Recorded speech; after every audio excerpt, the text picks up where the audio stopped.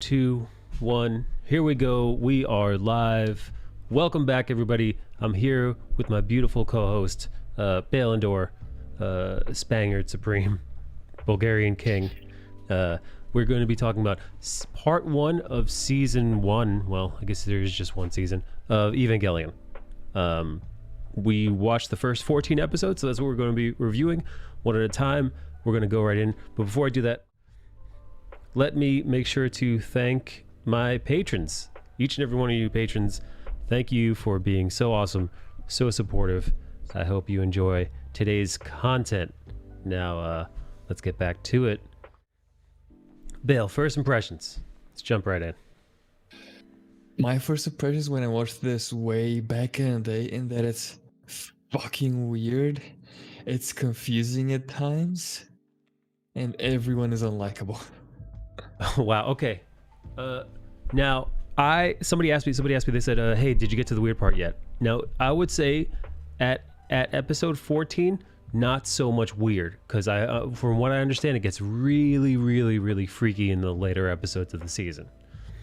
So we've got a whole back half and the movie to discuss for next week's episode, and I think it's going to go crazy there. My takeaways first season were, I enjoy it. I don't love it. Please don't kill me. I think Shinji is the queen bitch of shonen protagonists from what I've seen. I think he's the prototype, dude. I think he's like, he's the primordial example, dude, of crybabies. He's the original crybaby. And I think I penned this. I said, this is a story. It's a love triangle between a boy, his robot, and his captain / stepmommy. Yeah, it's a rite of passage to watch Evangelion and coach Shinji a little bit. Yeah, no. And you've completed it, sir. There we go. And my steps to weebdom continue. All right, let's dig right in. All right, start episode 1. He is the little bitch, says Midream. What's up, Midream? Episode 1 starts us off. Episode 1 titled Angel Attack. Oh, here's a little aside. I'm going to be giving you each episode name, the Japanese name, the direct translation in English, and what they did in the States when it was released. And that I watched the dub as released, not the new Netflix version, because the Netflix version changes things around, and so fuck them. But here's a little tidbit for any of you Evangelion weebs who might not know. When this was released, the American versions didn't get direct Japanese translated titles. They got their own titles made by the studio itself. So like this wasn't the, it wasn't like Funimation doing its own thing, after the Japanese have their say. This was put forth. And another little tidbit of information, not to go too off tangent. The music, the original soundtrack, is oftentimes the titles are actually named after the English version of English titles. That sometimes were the direct Japanese translation, and sometimes they were not. AJ says, "Get to the cum already." We're not even there. That doesn't even happen in these first 14 episodes. Hello, Strike Boy. Wow, this is the first time. Look at this. If you look in the chat, we've got a Twitch viewer, Midri Melee. We got a Facebook viewer, AJ Marone, and we got a YouTube viewer, Strike Boy, all at once. We're practically like Eva pilots ourselves. Okay. It is purple, blue, and red. The very first thing I wrote for episode 1, Angel Attack, is this song sucks. Now, I do this every single fucking time. The intro? Come episode 8, I was singing it, dude. I was like, da da da da, and I was singing it. I was humming it. So like, every single fucking anime thing I watch, I always hate the song. And then come episode 6 to 7, I'm like, I love this song. Okay. So let's get a little history lesson here. Let me take the hoodie off. Year is 20. The year is 2015. We are introduced to the world of the modern Tokyo, and we see some of the fallout of what happened in the year 2000. In the year 2000, the world was attacked by angels, right? These mysterious angel beings, and they caused a half of humanity to die. Right? Correct me if I miss anything or if I forget anything. This incident is referred to as the Second Impact. The the United Nations created NERV, right, in order to combat them, and we're introduced to Shinji first. Do you guys have a nickname to call him? You want to call him like Girl bitch. Primordial Crybaby? Crybaby Supreme. Oh yeah, it's funny. Bitch Prime. Yeah, it's funny. I didn't notice that you see Ray right out of the gate like that, like a fucking ghost baby. Yeah, that's why it's fucking weird from the get-go. See, I didn't. Wow. See, it's so. Look, listen, they're already telling us that it's weird without even telling us. Okay. You know the golden rule, baby. Show, not tell. So let's see. Oh yes, this is where we're first. All right. We're introduced to Misada as quite the eye candy that she is. What are your guys' takes on the Japanese anime eyes from the 90s? It's jarring to me. They're so damn big. Oh, this isn't even considered big, my dude. It's just to me. The anime style has moved quite a bit through the ages. Okay, so we're introduced. It's always interesting to look at the old ones and see how it's changed. We are introduced to the aliens. I mean, to the angels. They tell us about the angels, and then we see the angels, and then we see Misada. Dude, Misada in these first few episodes, very sexy. Look at that. Look at these butt cheeks, Bill. Hang on, Bill. Let me show you my screen so you can see what I'm looking at. Okay, I mean, I am looking at the rear burger shot of Misada. Yeah, but you should be seeing my thing in real time like everybody else. There we go. Now you can see. Now you can see what I'm looking at real time as I scroll around. The angels, interesting that they're called angels. They look like super freaky demons. Not all what we envision. Actually, that's not true. You ever see those weird depictions of angels as they're described in the Bible? And it's just like they aren't described as your anime waifu. They are described as actual monsters. Yeah, no. They just happen to be on the right side. They are, dude. Dude, if you guys don't know this already, look up actual literal like interpretations of angels as they're written in the Bible, and it is freaking. Dude, they're like an entity, like an eyeball orb of entity with feathers. Like feathers upon feathers. It's fucking freaky. Anyway, all right, yeah, so you know what? I take that back. I rescind what I just said. Angels is the perfect name for these things. We see, all right, here's what we see. We see humanity fighting these angels to no success whatsoever. They are completely useless. Also, we see the man that we'll come to figure out is Shinji's dad, and he's wearing Mickey Mouse gloves, which I thought I made a joke about because I made a joke about until we figure out why he's wearing Mickey Mouse gloves. First, Bale, first thoughts on Masato. Masato was hot, and that is all that is too. Yes, super hot. I think she does have some complexity, but she is mostly a very superficial character, not in design, but in who she is. You know, how she acts as a character. That's right.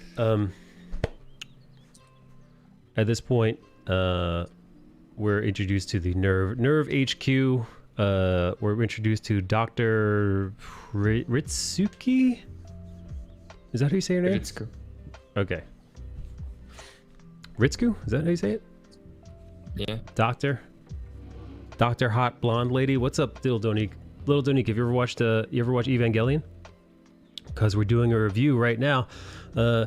Essentially, so Shinji is basically roped as Tokyo, I think 3 is being attacked by another angel attack after 15 years. We're seeing the United Nations army completely failing to stop this thing whatsoever. So Nerve drags Shinji as one of the as a test pilot, essentially, to get into a Evangelion, which is a biomech. Again, if I'm missing anything or talking too fast or fucking everything up, feel free to correct me. For some reason, these things can only be piloted by these 14-year-olds for some fucking reason. because I'm sure they'll Don't tell worry us. about it. I'm sure they'll tell us at some Don't point. worry about it. But as far as right now, for reasons unknown, only 14-year-olds can hop on these fucking things. Fine. Again, we see this dickhead. I don't know what his title is. Gendo Ikari. Shinji's cunt of a dad. His deadbeat dad. His bad daddy wearing mittens. So mitten bad daddy's here, being a dick, and a deadbeat dad who's had no communication with his son whatsoever. And essentially, hey, get in this thing. Hey, crybaby. Get in the robot. Get in the fucking thing. This exact scene is where get in the fucking robot meme was birthed. Yeah, no, this is classic dad. Shinji. Stop crying Imagine and get in the Shinji, fucking you're car. 14. Yeah, your dad brings you over to talking shit, and he's like, "Hey, big monster, no one can kill it. Why do I get in this experimental map?" Yeah, I don't even know if this is Only going you to can really play work. for some reason. Get in the robot. Get in the fucking robot. Anyway, so he's a dickhead. I have a quote. Shinji, something like, he's like, "Hey dad, why'd you bring me here?" And Shinji's dad says, "Because I have use for you." At one point, did you catch this where he says, "Our spare is unusable"? Which is, he's so rude. So rude, this guy. Anyway, Shinji's forced to fight in Unit 1. He reluctantly gets in the thing. And, you know. Yeah, because he saw what would happen if he didn't agree to, because they were wheeling Ryan right in front of him, and she was half dead already. Yeah, they were gonna toss her half dead ass, because there was clearly an incident that went on in the testing before he got there. So we see his synchronicity, yada yada yada. Shinji's forced to fight this thing, and well, to be honest, right out of the gate, he's not really fucking good at it, as you'd imagine. As you imagine, he begins to get his ass beat by this thing because he is a 14-year-old with zero training, just got thrown into a giant biomech, and that's all we get. And that concludes episode 1. Let's keep on trucking, baby. We're diving right into episode 2. This one is titled "Unfamiliar Ceilings" in Japanese. In English, it's referred to as episode 2, "The Beast." I write in my little notes here that the song is starting to grow on me. So already episode 2, I'm digging the music. Shinji wakes up in the hospital. He's unable to remember what happened. Both him and you and me and the rest of the viewers are very confused because we see the remnants of all the destruction that took place. Shinji is alive, and the angel appears to be gone or dead.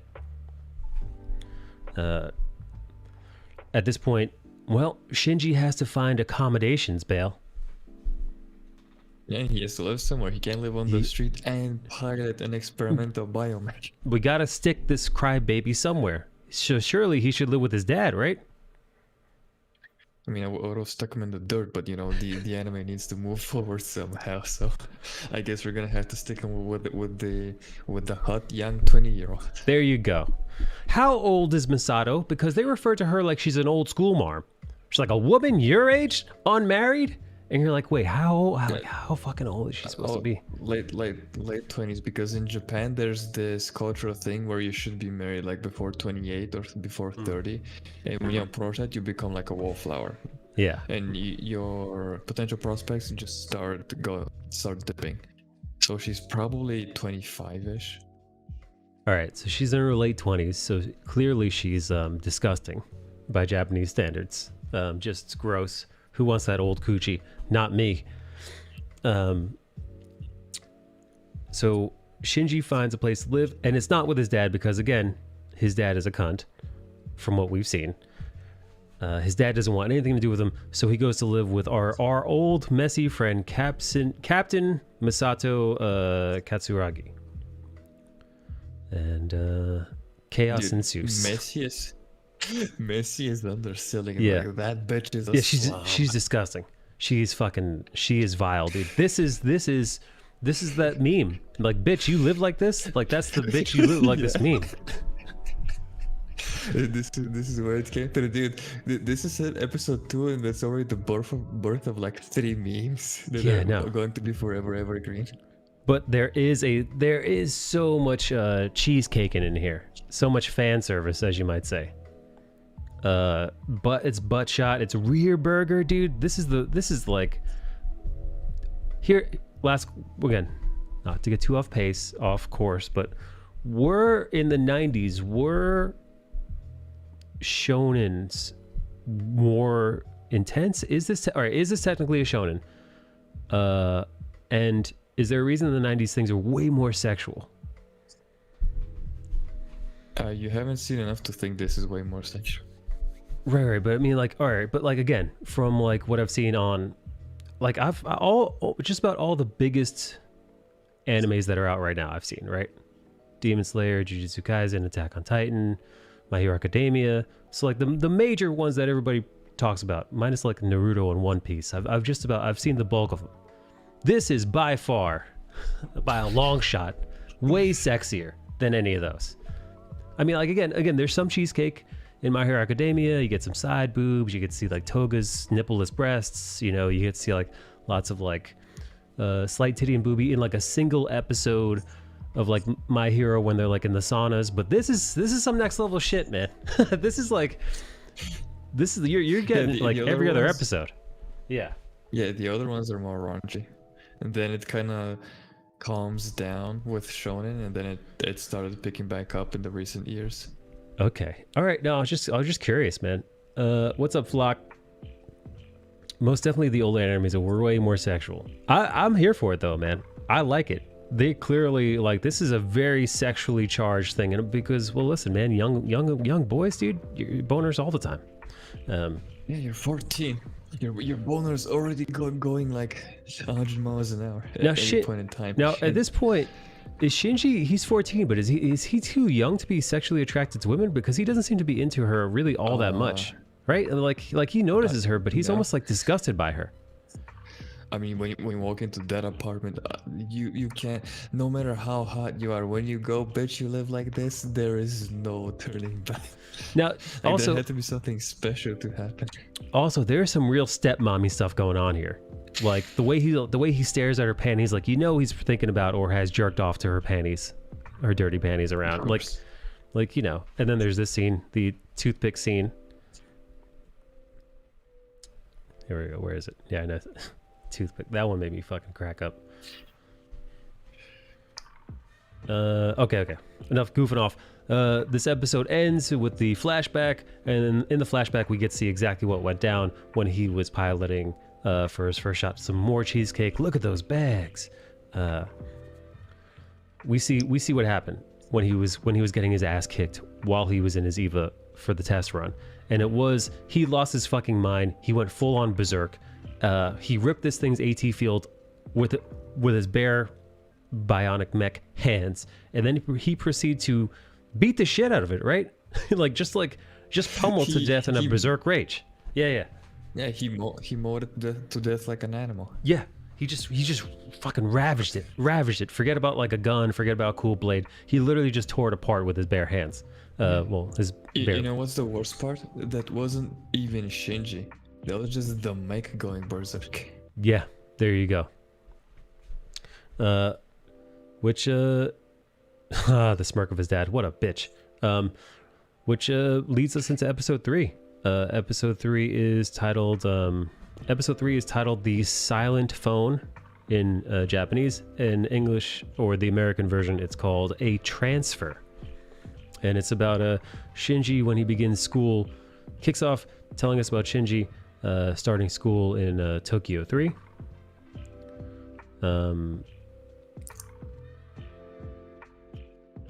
Yeah. All right. Shinji starts school in Tokyo 3, and we see that he doesn't have any fucking friends.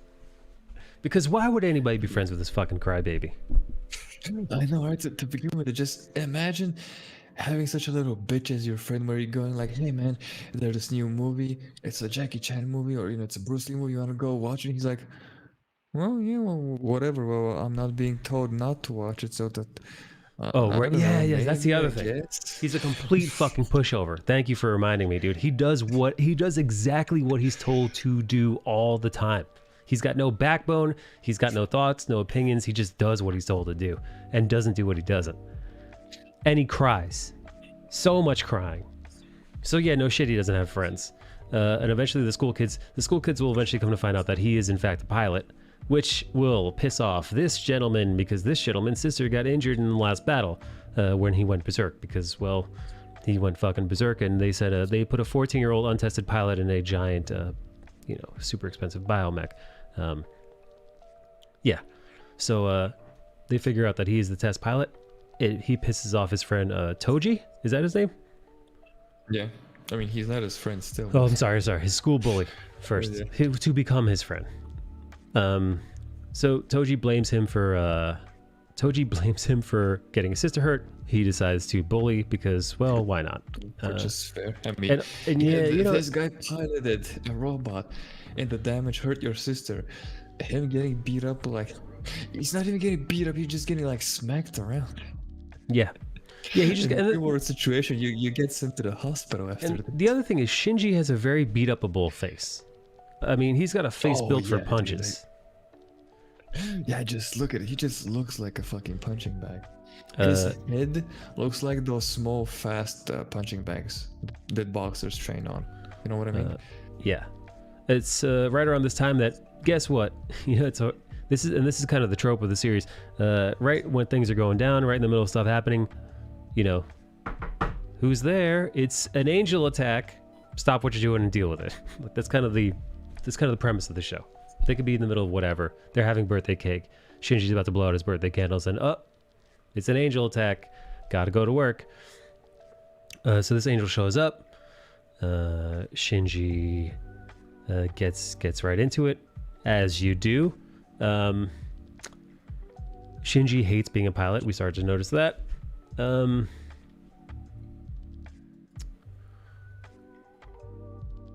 Let's see. And his friends sneak out and be like, "Yo, dude, I want to catch a picture of the Ava, dude." Right. Yes. It's all coming back to me now. This weird fucking octopus thing proceeds to start beating the living piss out of old Shinji.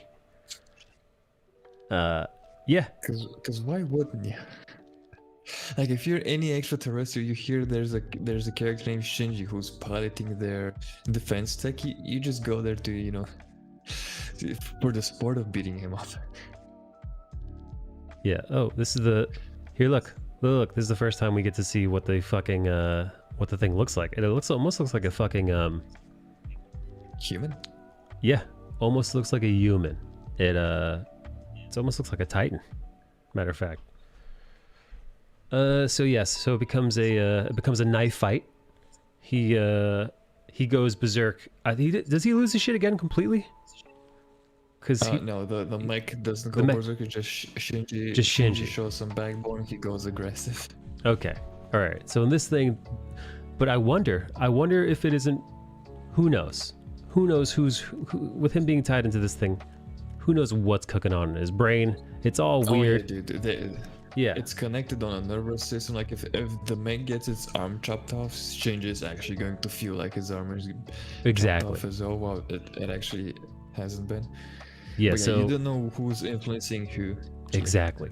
We don't know who's influencing who, and although Shinji doesn't go berserk this time, the fucking robot sure as hell does. Well, as we'll see. So yeah, with this, he ends up beating the robot. He saves his two acquaintances and ends up sobbing in his driver's seat in the mech. Of course, because why? As you do. Why wouldn't he? And then yes, he's skipping school. He has kind of a little Shin's room. He has kind of a nervous breakdown of sorts, I would say. He has a full freak out because he loses control and he hates piloting and, you know, all this other shit. So also there's a part, we could probably skip this part. Toji apologizes to Shinji for being a bully. You know, after he sees the toll that it takes on him, after he sees the sacrifice that he's making to be a pilot and what it takes to be a pilot, after that incident, they both come around and they become friends with the crybaby because he's not all tears all the time.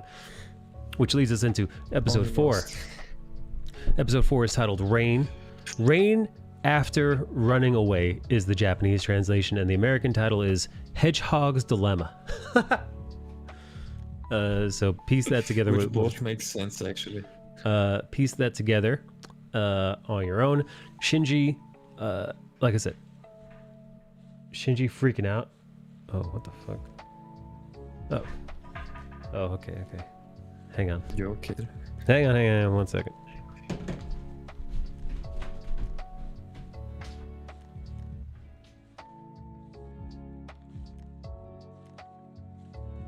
You guys reckon he's getting attacked by angels himself?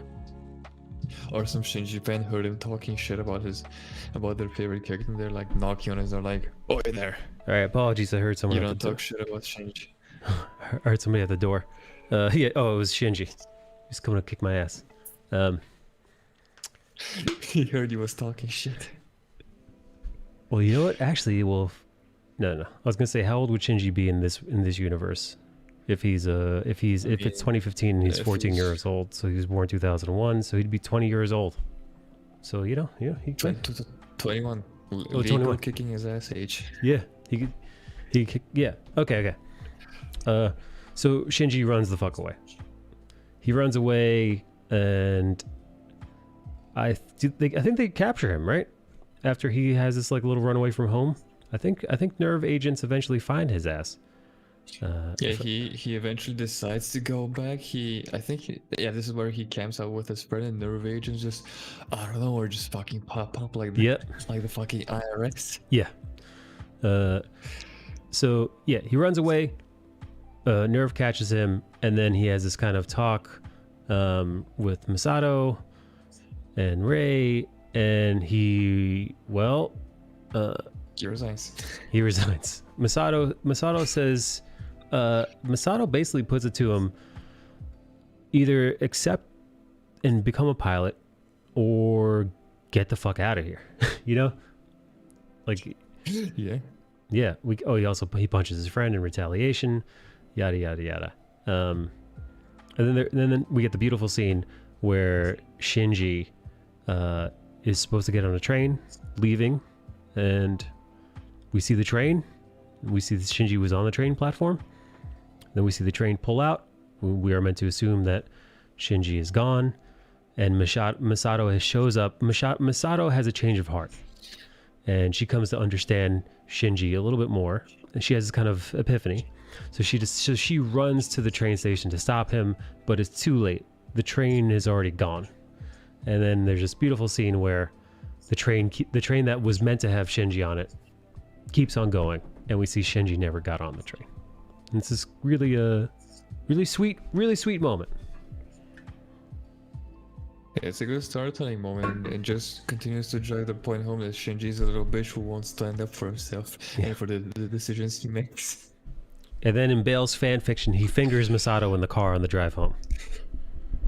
That's not my fan fiction. There's a porn adaptation of this that's been hailed by the fans as like that has a better ending than the original one.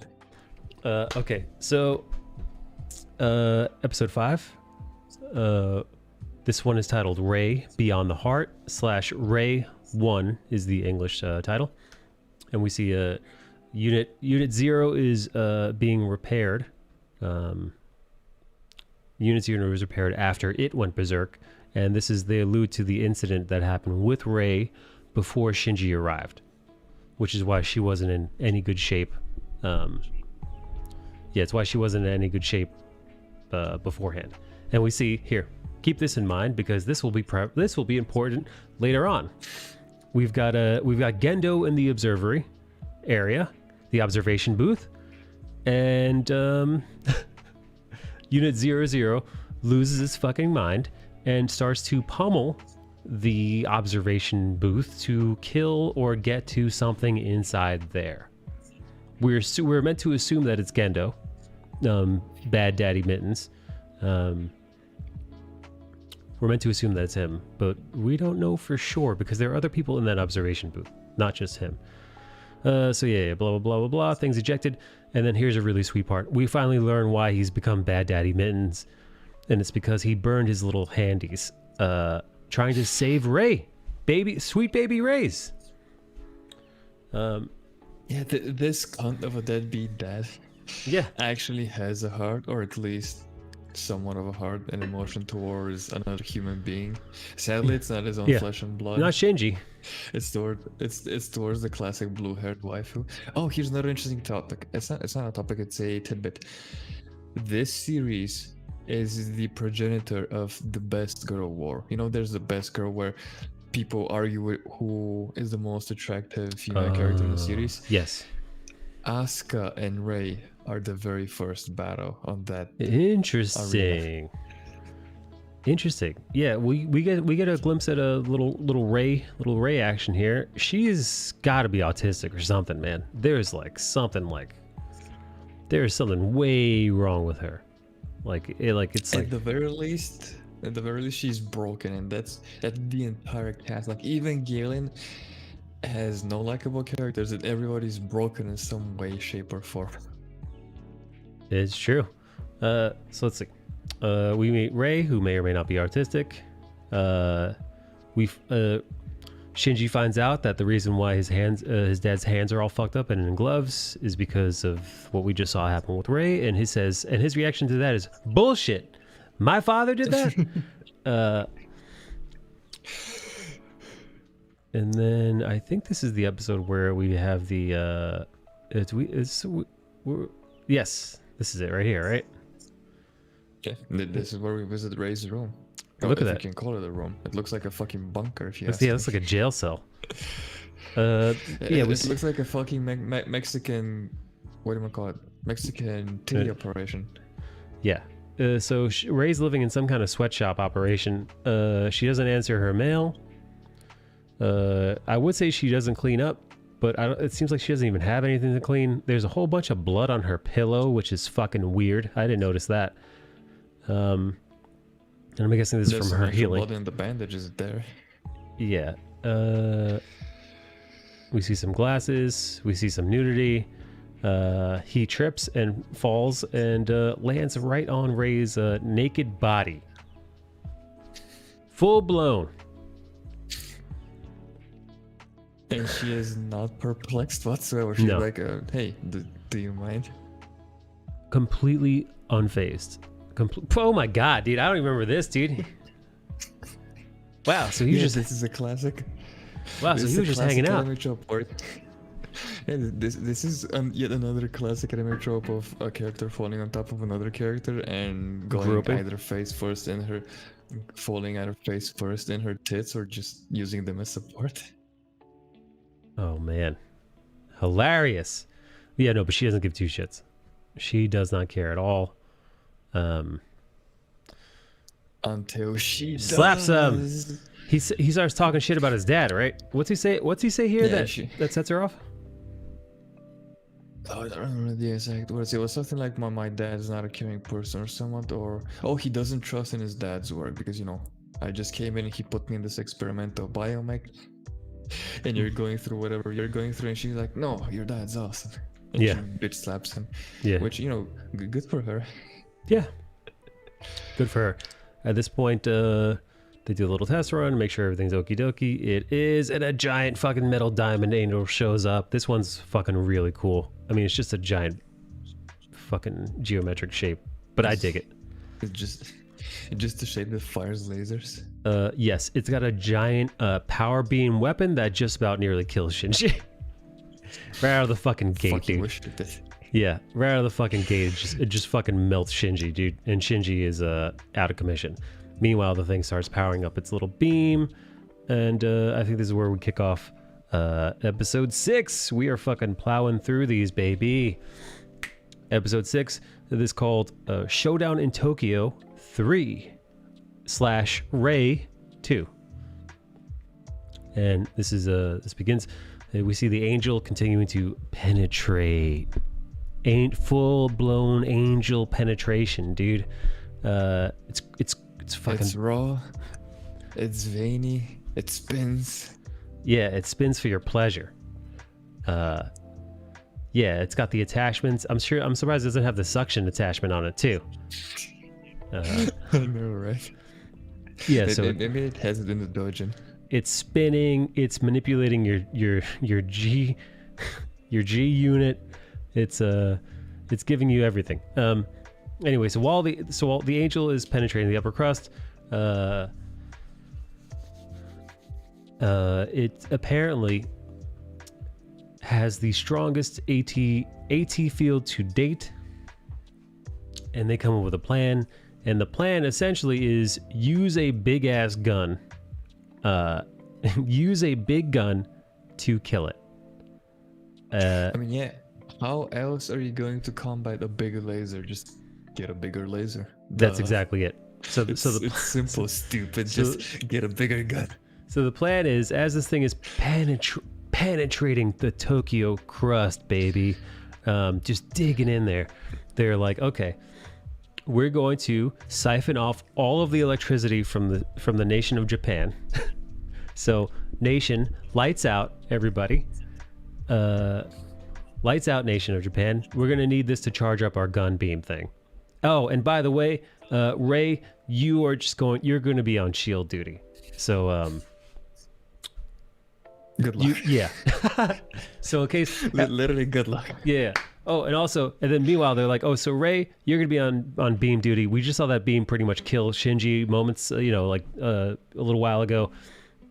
So brace yourself. You might just fucking die in your biomech. And, before you guys go, Shinji's like, what if I miss? And Misato's like, if you you can't miss. You literally can't miss. If you miss, we're all going to fucking die. So don't. So what does he do? No pressure. Yeah. So what does he do? Shinji immediately fucking misses. Let me see. Yeah. Oh, Shinji thinks he's gonna die. I'll protect you, Shinji. I wonder if you got the line here. No, but essentially that's 100% what it said. He's like, what if I miss? And he's like, don't miss. He of course fucking immediately misses. And By a long shot. ways off. By the way, he doesn't aim it. It's all the computer is what calculates the aim, and he still managed to miss it. Fucking Shinji. So he shoots it again. Ray is fucking practically melted into her fucking mech. But they both survive. And this is of course it's crybaby time, because why wouldn't it be crybaby time? And Ray, the only person who's got any goddamn sense in her head is like, I don't know what to respond to your fucking tears, you bitch. Yeah. I'm more of a man than you'll ever be. But yeah, this is where she sees him kind of like his dad, but also kind of not, because he did the same. His dad did the same for her. Now he's doing it the same. Yeah, it's true. Yeah, so she's extra crispy from the angel attack, and still she's got balls of steel. Shinji does not, and he tells her to smile. And yeah, you see the little resemblance between Papa and son, and then that's when she gets wet in the panties for Shinji. She gets panty pudding. Let's see. So I believe this is the next episode. So we're just gonna keep on cruising through episode 7. Episode 7, the Japanese title, The Works of Man. Their American title, A Human Work. And this one pretty much the same. Yeah, this one is going to be about the rival agency to Nerve creating their own robot. Also, we get a little side story how Misato is still fucking gross. She wakes up and decides that she pounds beer for breakfast, dude. Now I know why you're still single at your age, Miss Misato. Oh yeah. Everybody in Shinji's class wants to bang Misato because she's a fine piece. Yada yada yada. We see them getting prepped for this conference there with rival agencies to Nerve. And they basically shit on Nerve. They're like, Nerve, you're fucking whack, dude. You're fucking letting a bunch of 14-year-old kids fuck shit up. Yada yada yada. You guys suck. We're dope. Yeah. Look at our cool new robot. Look at our that has robot. no pilot. No pilot. It's all computer, baby. Yeah. There's no little bitch to cry No inside. bitch, no tears in this pilot. And they're like, well, how do you power it? Because the biomechs don't have independent power. Like, oh, easy peasy. We just tossed a nuclear reactor in that fucker. Yeah. Yeah. We just went Easy. nuclear. Yeah, full-blown nuclear power, baby. We got this. And then, of course, all hell breaks fucking loose, and the thing loses. The thing goes fucking nuts. The bot stops responding to commands. It destroys this whole ass building and is essentially on a rampage. Well then, well, look who shows up to the rescue. Wow, look who's got super hard nipples. Whose nipples are those? Are those Misato's? Misato. Yeah, that's Misato. Damn, dude. Yeah, sometimes Japanese girls, from what I see in the porno, have very dark and very hard nipples. You ever see that? Anyway. I haven't seen enough Japanese porn. Maybe I should. Yeah, So I it's can worth have a better perusing. reference. Anyway, so Misato, I will say this about Misato. She is a hell of a fucking strategist, man. She comes up. There's a reason why she gets a promotion in the first 14 episodes. She comes up with really, really solid plans. And this is another one. Yeah. She is a type of woman that she is an actual beast at the workplace. She is a monster. She slays. And when she goes home, she's a a mess. fucking disgusting slob. Yeah, she's disgusting and a mess. But at work, a champ. So with the nuclear meltdown imminent from this bot that's gone off the complete rails, Shinji and Misato are going to do a team up. Incredibly dangerous because as Shinji pilots the Eva, Misato is going to go off on her own in her human body into the bot thing to disarm it. Super fucking dangerous. Look at her fucking like an action hero in here. So she's trying to turn it off in the very last second, right when it's about to go fucking completely melt down, full-blown nuclear explosion, her looking like a pure primo sex pot in an astronaut suit full of butt cheeks and everything.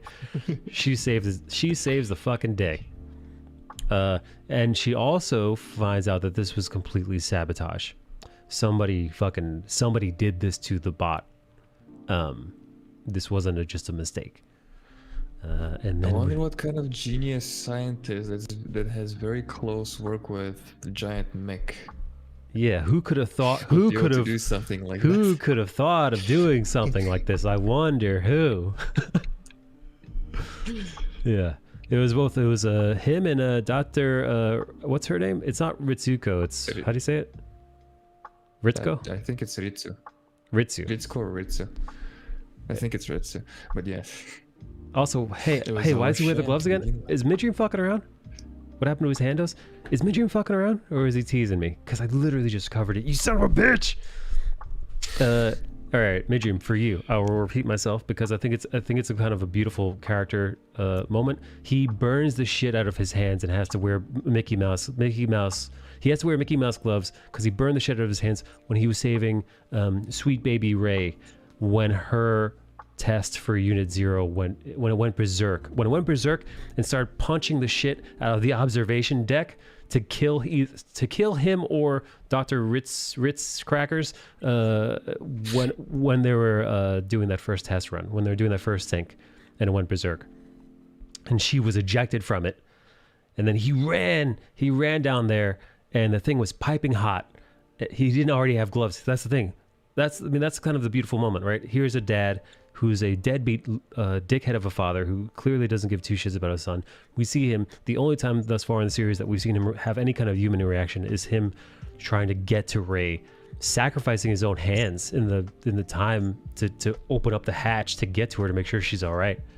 A really beautiful moment. So I don't mind repeating it for you, Midream. Here we go. Back to her normal hijinks. Super fucking gross. Big heroics. And then got back to being a slob, and Shinji's like, I ain't having none of this. Okay. Which leads And us. then his boys are like, Oh yeah, they still want to fuck Dude, the shit out of her. yeah, but they also tell him, it's in the screenshot, she lets you see that side of her because she's comfortable around you. Right. Stepmommy And is he's like, his oh, stepmommy is very comfortable around him. Oh, so I mean, why wouldn't you, as a woman, when you see that this little bitch of a boy who hasn't shown any type of masculinity, why wouldn't you show yeah, he's your practically a slob woman. side? You know, He's practically a yeah, teen girl. there's no sexual danger from him. Yeah, no, she might as well just have him carry around her tampons or maxi pads. Anyway, this brings us to episode 8, and this one's title is a giveaway because the title is what the name that I thought was Asuka is not. How do you say it again? Asuka? Asuka. Yeah, every Asuka. time there's a U between consonants, it's a silent, or it's like extremely short. Okay, Asuka. Same way like Sasuke. There's a U between the S and the K, but it's not pronounced. Gotcha. The redhead German broad arrives in Japan. Well, actually, no, it's Asuka arrives in Japan. It's the Japanese title. The American title is Asuka Strikes with an exclamation point. And in this one, we see Misato brings Shinji and his boys to a group of UN carriers. A battle group of Air Force style carriers, transporting Unit 2, which we haven't seen yet. And we meet this is where we meet the fiery Asuka, which totally staring at her panties from underneath.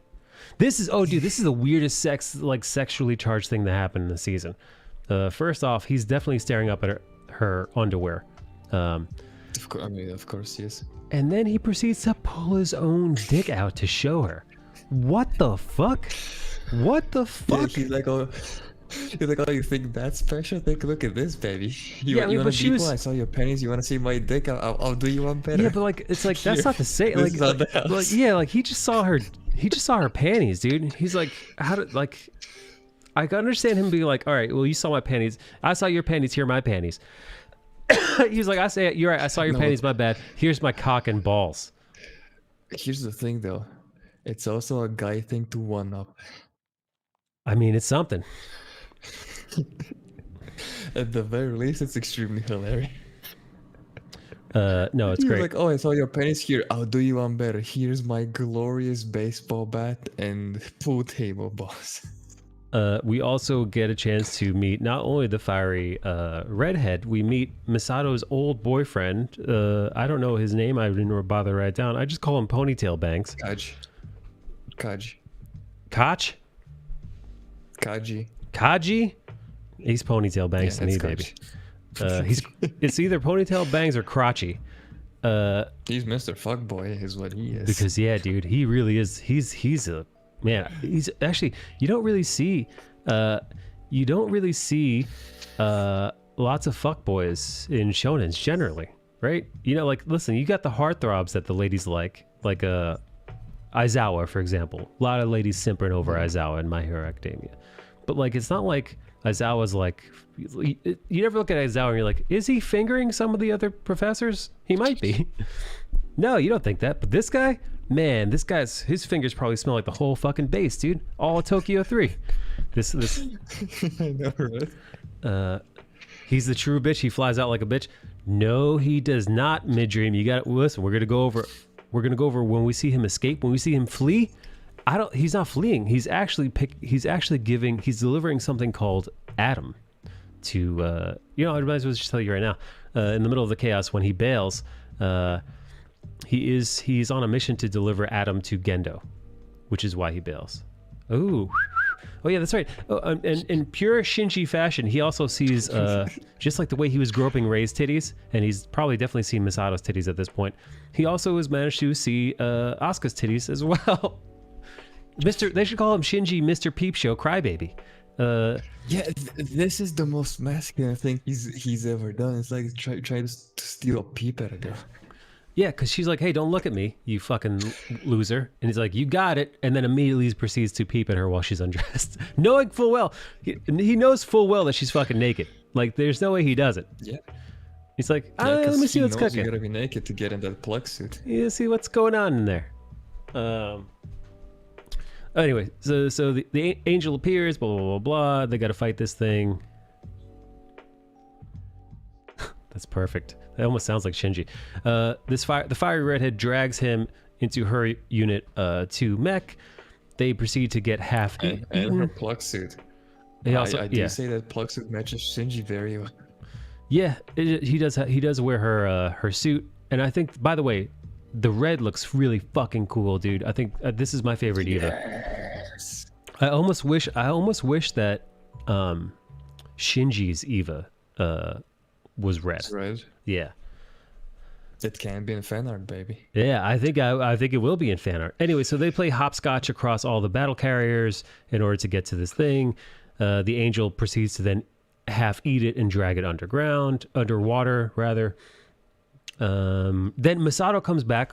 Masato comes at them with yet another brilliant plan. I mean, not so brilliant, but really clutch. It's the only option they have at this point. And the plan is get in there, open its fucking mouth, and shove 2 carrier things inside of its mouth, and then blow it up from the inside. And then this is where he bails. I got something to deliver, so I'll be taking off now. So he does bail, and it does seem like he's fleeing, but he truly is. Kaji is truly there to deliver this atom device thingy, or whatever it might be, to Gendo, aka Bad Daddy Mittens.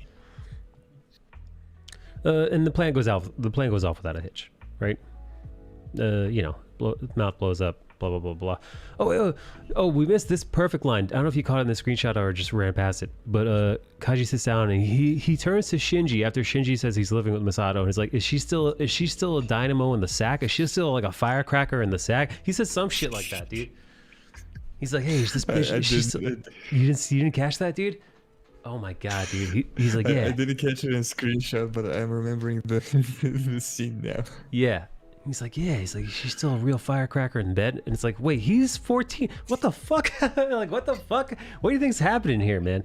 Anyway, so yeah, he's one of my favorite characters now. It's a young boy. It's a young boy smashing an older bro. That's what. Yeah, no, he really does. Kaji thought Shinji was a man because Shinji is an evil putt, and he's like, this this fucking guy boy fucks. is 14. Yeah. He's piloting a giant experimental biome. Like, he has to be balls deep in some old 25-year-old. Yeah, man, this kid's like young teenage Fonzie.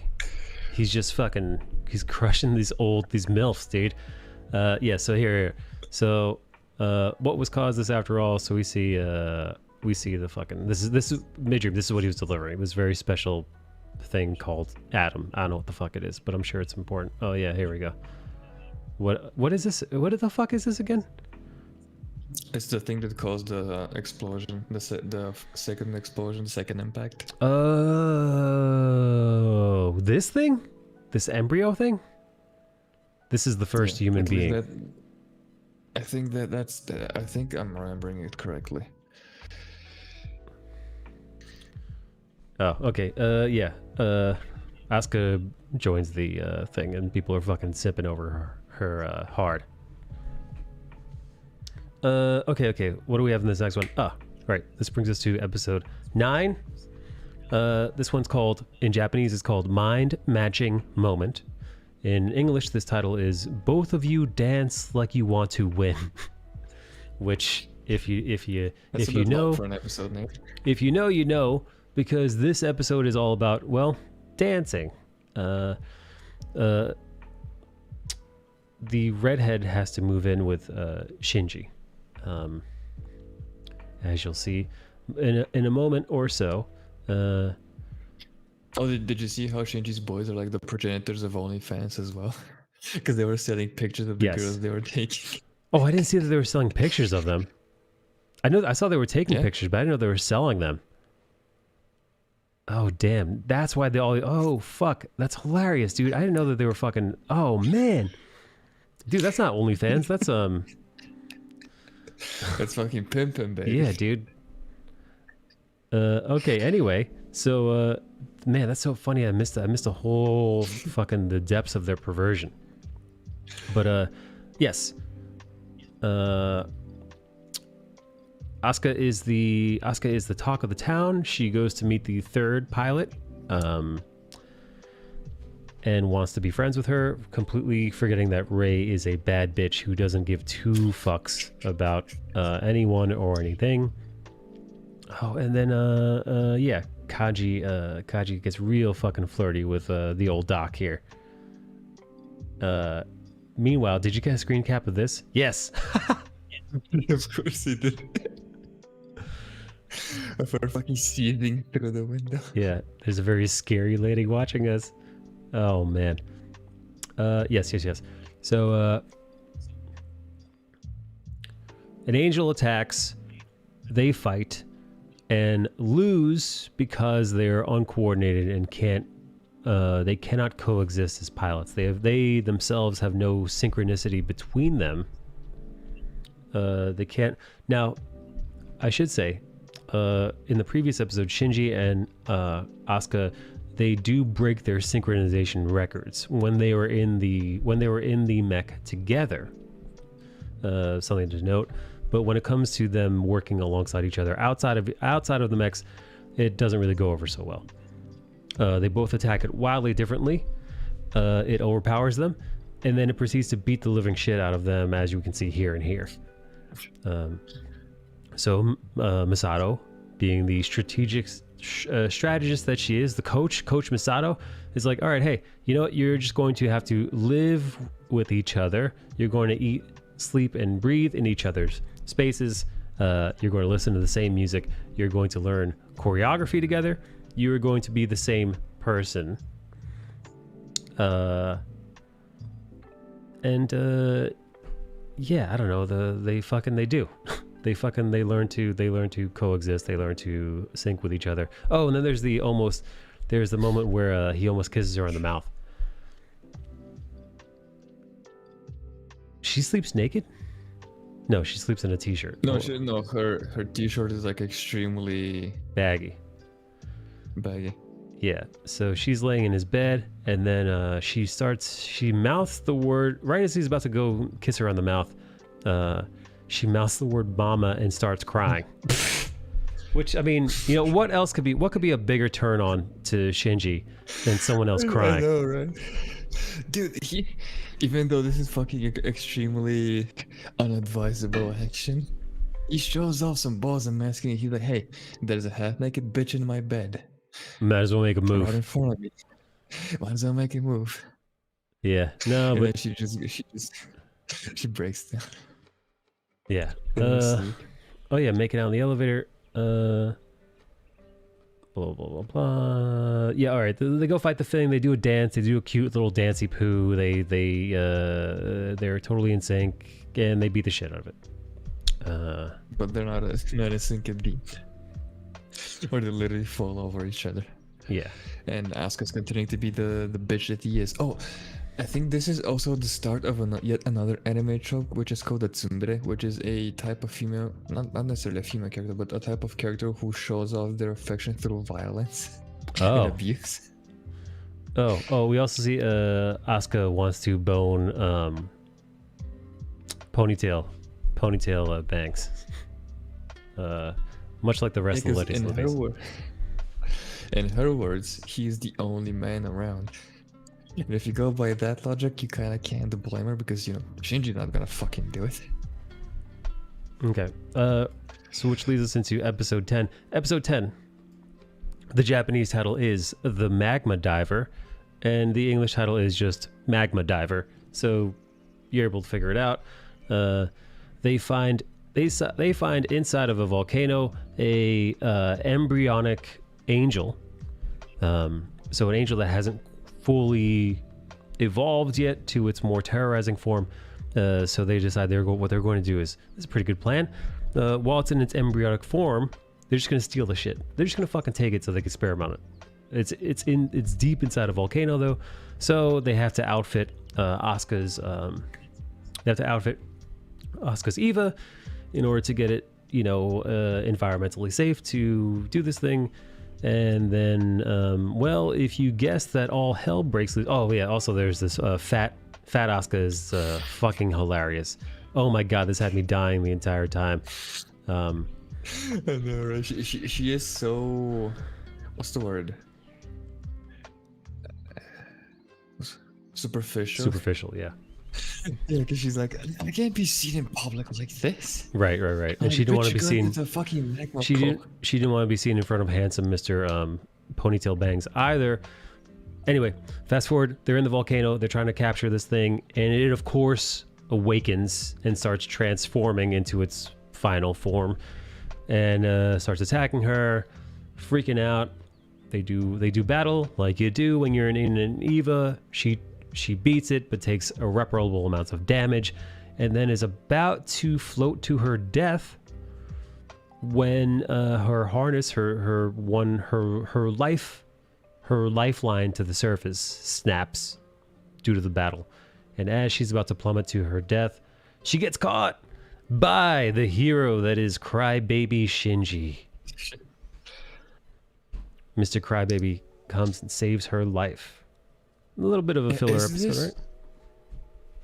Yeah, I mean, this showed off a bit more of Shinji masculinity, wherever you can find it. Oh yeah, you're right, because he starts getting boners.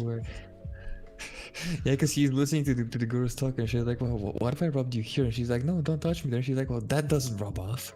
Yeah, exactly. Yeah, so Shinji gets all boned up. We see some of Misato's scars from what happened in the second attack, or whatever it's called. Second impact. We now have episode 11. Episode 11 is titled "In the Still Darkness." That is the Japanese title. The English title is "The Day Tokyo 4 Stood Still." And in this one, there is a giant Tokyo-wide power outage, leaving Misato trapped, leaving others trapped inside of Nerve HQ, and leaving the 3 EVA pilots trapped outside of HQ. And with no communication, because you gotta remember, back in the day, they had the old cell phones.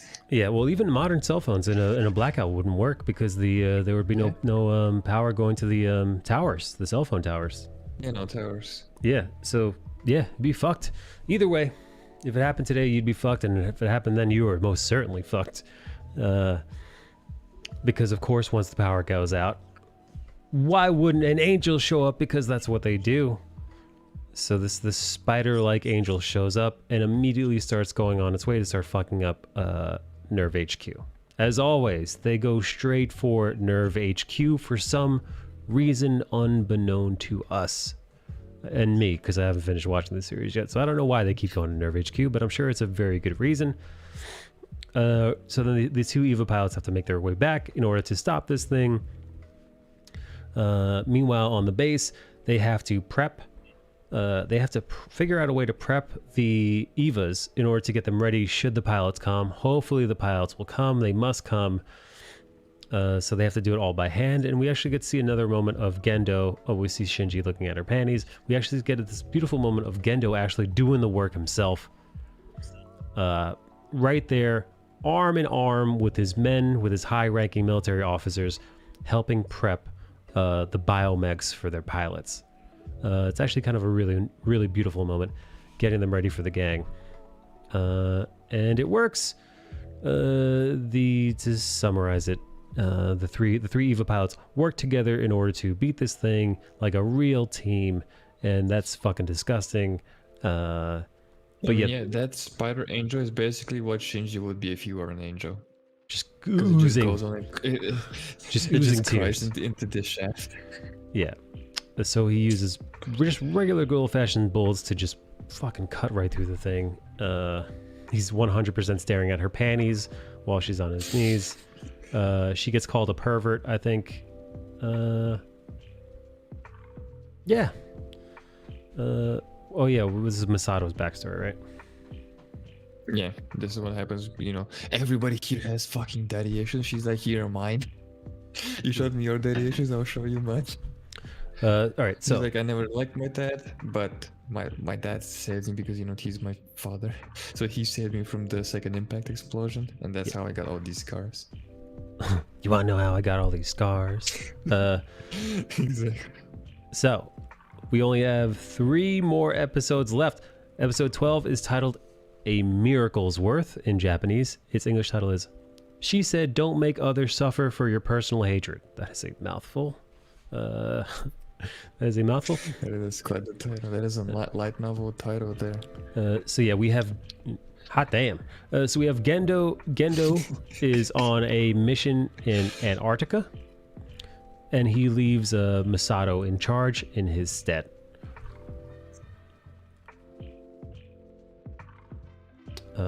Yeah, They go episode. through multiple times. They go through this harmonics testing because you gotta do some. Mm-hmm. I reckon this is like sort of like maintenance work because if your harmonics go too low, you just can't sync up with your experimental biomechanical weapon. That's And right. it wouldn't be a good idea to use it. But they do celebrate her Misato's promotion, Yes. and of course Kaji shows up with a hot doctor, and they're like, "Why are you two showing up together?" Exactly. And of course, in pure Evangelion fashion, right when they're in the middle of doing something else, an angel shows up. Not just any angel, a giant, massive, fucking in the atmosphere from space angel appears, and it starts attacking them by hurling bits of itself at the earth. And then they figure out that this massive angel is essentially going to kamikaze itself into the base in order to kill everyone, because of course it would go towards the base, just like every other angel does. Masato talks about her dad, blah blah blah blah blah, yada yada yada. The three, yet again, like in the previous episode, the three learn to work together. What they do is they kind of they stop it by, I think they combine, correct me if I'm wrong, I think they combine all of their AT fields to kind of like to stop it from plummeting into the earth. Yeah. And then they just stab the shit out of its eyeball like a couple of fucking chimpanzees. They just chop away at it Yeah. until it fucking blows up, creating a giant, massive crater, and everybody's A-okay. That was an easy one. Let me see if I missed anything. One thing does happen with Gendo in this one. Gendo, I believe, at the end of this episode actually praises Shinji. Yes. Yeah, this is the very first time he's had fatherly love in his life. Yeah. His dad was like, "Hey, you did good, stupid." Yeah. Gendo praises Shinji for his efforts. And then that makes Shinji realize why he's a pilot in the first place, which is dumb. But Shinji's like, I'm a pilot because my daddy doesn't love me. Yeah, like I said, this is a bunch of unlikable, broken people. Yeah. Which leads us to episode 13. Japanese title, Angel Infiltration. American title, Lilliputian Hitcher? Any idea what that means, Bill? What is a Lilliputian? Lilliput, at least in Slavic and Bulgarian, is something minuscule, something very small. When you call someone when you call like a guy a Lilliput, it means he's a fucking midget. It means he's very Lilliputian. small. You ever hear? All right, did you hear that? You probably didn't hear that. I'm gonna play it. I'm gonna No. play it through my speakers. So I turned it off so you can't hear my music. But you should now be able to hear it. Now, Nice. it's called. Lilliputian. Did you hear that? Yeah. Was that Lillip. Toxygen talking? It does sound like Toxygen. It's called Lilliputian, and Lilliputian means trivial or very small. America's banks no longer look Lilliputian in comparison with Japan's. A trivial or very small person or thing. Okay, so that does sound similar to the word that you said, Bill. Yeah, mine was the Slavic version of it. Yeah. Okay. Angel Infiltration / Lilliputian Hitcher. Don't know what the fuck that means, but let's keep on going through. Despite the English lesson, the Ava pilots are up. The Ava pilots are doing a sync test, like you do, making sure everything's a-okay. I love the stances of the three here. I mean, perfect, Yeah. perfect stances. Yeah, you have the dead inside bitch, you have the little bitch, and you have the bitchy bitch. There you go. So in the middle of this test, they start to notice something is wrong. something weird starts to happen. Then they spot this corrosion. This corrosion starts to take effect and infiltrate and damage the base's entire networks. And it gets worse and worse progressively. And they, lo and behold, that this is an angel. It's an angel unlike one we've ever seen before. This angel is made up of millions of microscopic little organisms. And what it does is it's creating like a computer circuitry, but through biology. It's weird. It's freaky. Yeah. Yeah, dude, it's a literal techno-organic virus. There you go. Perfectly said. A techno-organic virus. And it's And it's hacking the mainframe. It is hacking in the mainframe. And then I'm gonna be honest, it starts to fuck up the 3 supercomputers. So what we realize is that there are 3 Magi supercomputers that make up the HQ base. I'm just gonna say this now. The 3 Magi supercomputers are based off of Ritz Cracker's mom. What'd she say? It was her motherliness, her scientificness, and then her womanhood. Apparently, are all the 3 different supercomputers. Okay, great. Anyway, so 2 of them get fucked up.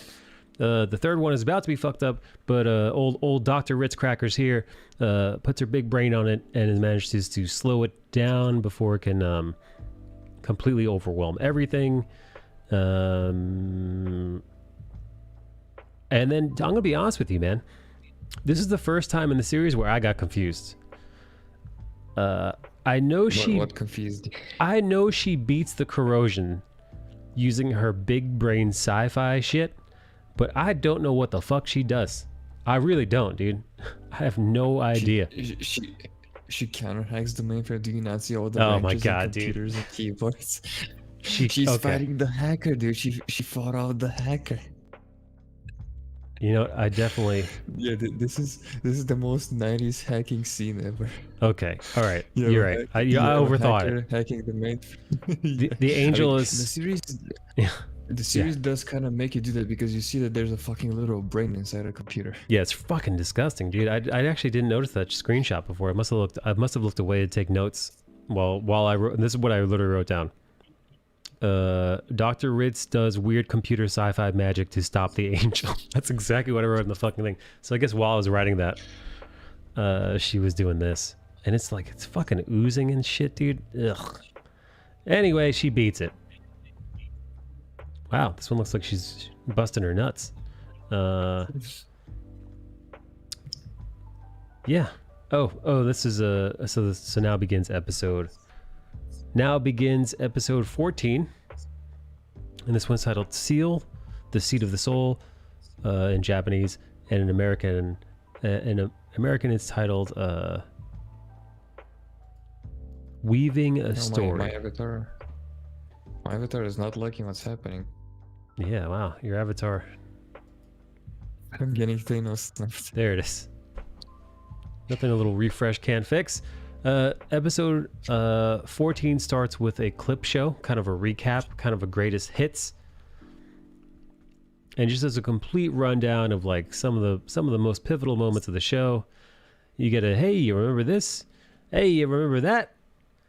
And then we see this scene. Now this scene was a weird one because we now find out that Gendo and his gang of prismic color boys, they have a weird timetable for when the angels are gonna attack and do their weird shit, right? Yeah, this is where we start getting thrown a whole bunch of terms like, what is a human instrumentality project? What the fuck are the Dead Sea Scrolls? What script are we talking about? Exactly. Yeah, they mentioned like this is not going into accordance, or this is going to accordance exactly with the Dead Sea Scrolls, and you're like, what the fuck? And then you're like, yeah, you know what? They really never told us what the fuck really truly happened that created the second incident or whatever the fuck, and they don't tell us like what these biomechs are. We don't know what the fuck the angels are. We're just kind of like, at this point, we've just been kind of taking it all at face value, you know? So yeah, this is the first instance where you're like, oh fuck, there is way more going on here than I had any idea. And in this episode, we see, yeah, no, I don't, dude. Again, I'm reading this again, and you know, this is the last episode, so we could dig in here. We can pontificate on it. But this is where the show starts to unpack a lot of just heavy show lore, and just a lot of information that gets thrown at you. The time schedule is advancing as described in the Dead Sea Scrolls. Everything is proceeding according to Seal's script. So many of the same. Man made from man and woman. What is human? A creation of God. Entry plug. The throne of a soul. For a soul. Yeah, it starts to get real complicated. Yeah. Yeah, if you read a Grant Morrison comic, this is where you're like, oh, whoever wrote this was on fucking 5 different types of drugs. Who is this? This is me. Who am I? What am I? What am I? What am I? What am I? This is me. This is the me that can be seen, yet I feel as though I am not myself. Anyway, so Ray's having a nervous breakdown inside of her, she's having a nervous breakdown, not inside of her own biomech. She's having a nervous breakdown inside of, look who it is. That's not her mech. That's Unit 1. She's freaking the fuck out inside of Shinji's mech because Dr. Ritz, she wants to see if the Ava pilots, if they could swap. She wants to know if they could swippity swap. Yeah. And still. Am I the one who thought that this mech opening its eye looked like a vagina? Like a little bit. It's a little pussy-like. It's a little. Yeah, no, look at that, dude. Holy shit, it's got labia. I'm gonna get kicked off YouTube. Yeah, it makes sense. This is Shinji's robot. If the clitoris was in the middle, we'd be right on the money. It smells like Ikari. I like that I say it smells like this smells like Ray. Very cute, very cute. So Ray syncs with, wow, what's going on with your avatar? Your avatar's just fucking having a nervous breakdown. Yeah, she's had enough of Shinji, it seems. Bale's avatar is getting real cool. Bale's avatar was digging way too into this Evangelion. Bale's avatar is just like, I'm become one with the machine. Who am I? What am I? This is the me that I can see.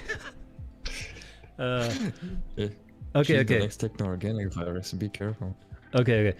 So, Dr. Ritz wants to see if the pilots can swap out each other and still sync with the other biomechs. So, first one up, Ray syncs with Unit 1. Shinji's mech, just about instantaneously. Yeah, it gets a little weird, but they sort it out. Nope, no problemo. But, however, when Shinji decides to get into Ray's mech and sync up with her mech, well, shit gets a little fucking super weird, super freaky, and then we see an exact replication of what happened. Ray, which caused old Papa Gendo's hands to get all fucked up when her mech went berserk when they were doing their first test run. This is exactly what happens. The same thing down to the same frame, except instead of punching the observation deck with Gendo inside, it's Unit 0 starts beating the living crap out of the observation deck, and except the person who we see there is Ray.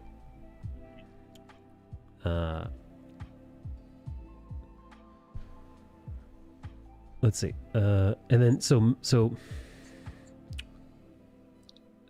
old coach here is like, could that be Unit 0 just try to kill Ray?